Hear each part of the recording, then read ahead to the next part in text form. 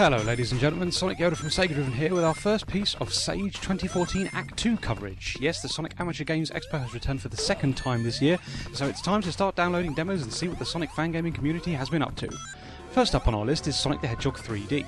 Sonic the Hedgehog 3D has been in development for quite some time now, and it uses a modified version of the Duke Nukem 3D engine.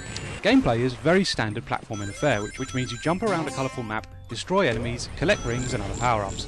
Because of the limitations of the engine, Sonic the Hedgehog 3D doesn't have things like loops, so the gameplay lacks the same spectacle.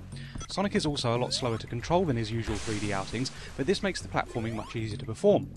The game controls really well, with the keyboard and mouse option working a lot better than you'd expect. The homing attack is not implemented in this fan game, and bizarrely it's not particularly necessary. You soon find that jumping on monitors and badniks is perfectly simple to achieve despite the unfamiliar control scheme. Visually, the game is nothing to write home about.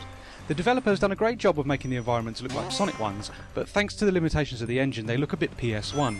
Regardless, they function well enough and remind us of Sonic Adventure, but with the retro gameplay of 8-bit Sonic titles.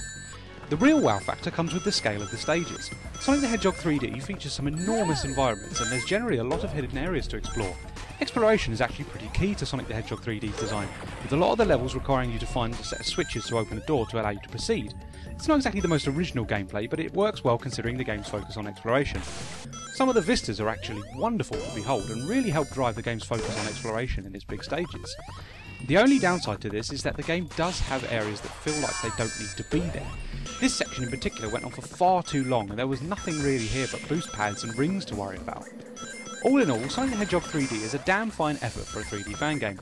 It might not include all the Sonic tropes you've come to expect, with the obvious omission being loops, but its retro gameplay is wonderfully simple and endearing, and reminds us of classic Sonic fan games like Sonic Roboblast 2, which is always a bonus.